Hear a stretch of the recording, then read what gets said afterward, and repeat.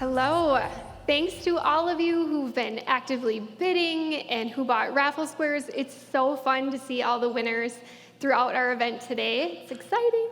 And while I'm excited for our winners today, the real impact we are all driving towards is to change the lives of local kids in our community. That's why we're here. And this summer, I had the joy of celebrating 11 years at United Way. And in my, thanks.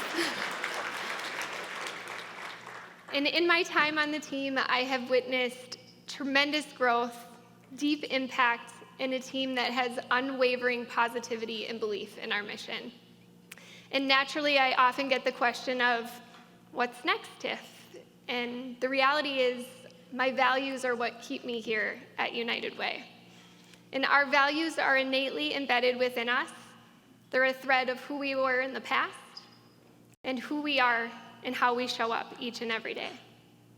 And so today I'm going to share a little bit about me and my story. And for anyone who knows me well, knows this is a bit out of my comfort zone, and I'd like to beeline out of that back door right now, but here we go.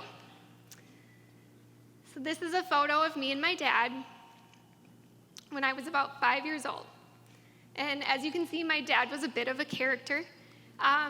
This photo is all sorts of tattered and torn as I've moved it around with me throughout the years.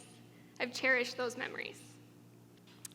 I lost my dad at 29, and although our time was cut short, the values I prioritize in my life are largely due to his influence on me. I see this show up in my personal life and in my role at United Way.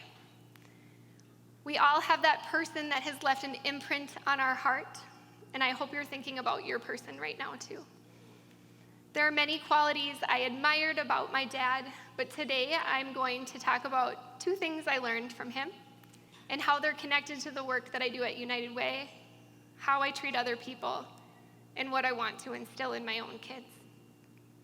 First, although he had a bit of a tough guy exterior, he had a huge amount of compassion and empathy for people when they were struggling. Because as a young child, much of which I don't remember, there was a time where my family struggled. There was a time where we needed help. There was a Christmas where my sisters and I got to pick out gifts that were donated, which I'm sure was a big relief for my parents. There was a moment when someone who, still to this day, I don't know who they were, covered our school tuition because they knew my family couldn't afford it. I'm grateful that this period in our life was short-lived. And the reason it was brief is because people showed up. They showed up for our family and paired that with my parents' strong desire to help us get to the other side.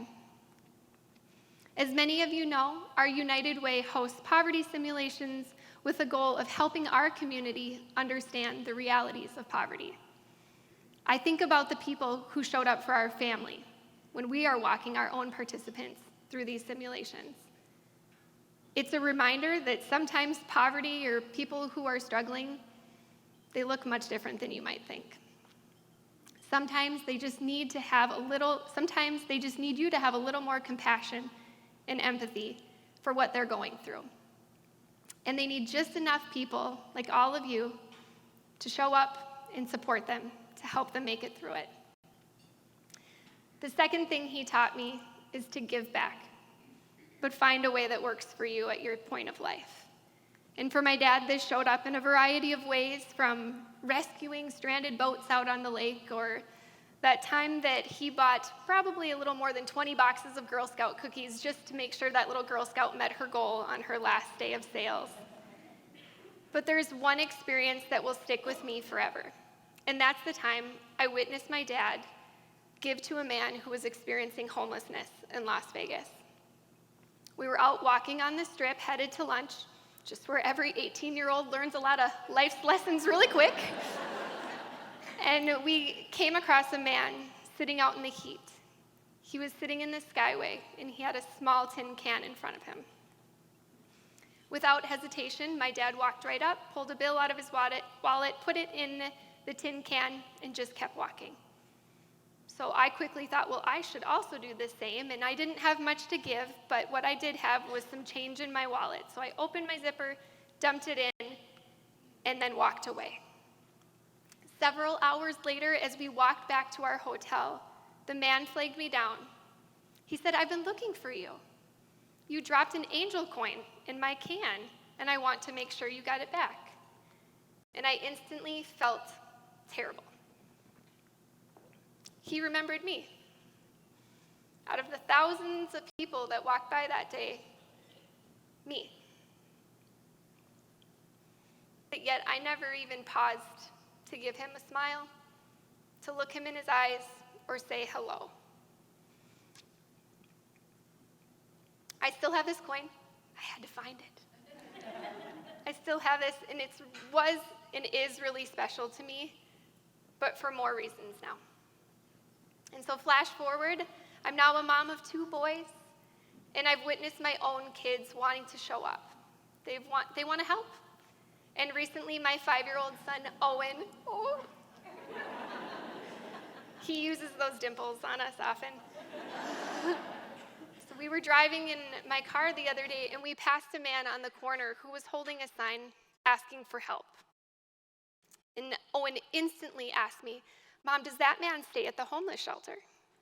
And then he suggested that we turn our car around, go back home so he could get his entire piggy bank and empty it out. And although I told Owen that was incredibly kind and incredibly sweet of him, I asked him, maybe think about smiling. Maybe think about waving at that man next time we drive by. So in our community, as Taylor mentioned before, we have 1,000 people on any given night who are experiencing homelessness, and 200 are kids.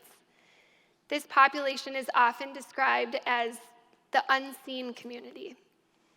But how much of that is caused by us wanting to ignore or unsee what is really happening right here in our community? Owen truly saw that man. And when it comes to how I feel about our United Way, we also see the families that need our help. They need your help. So I tell you these stories to remind each of us to truly see those around us. And I tell you these stories to remind each of us that our stage in life is just a predictor of the vehicle in which we can give back. No matter our background, our circumstance, we all have something to give. So although I don't recommend going out and buying over 20 boxes of Girl Scout cookies, I do recommend showing up by giving what you can. And so today you will have the opportunity to show up for kids in our community, and I hope your lived experience is a nod to how you do that, most authentic to you.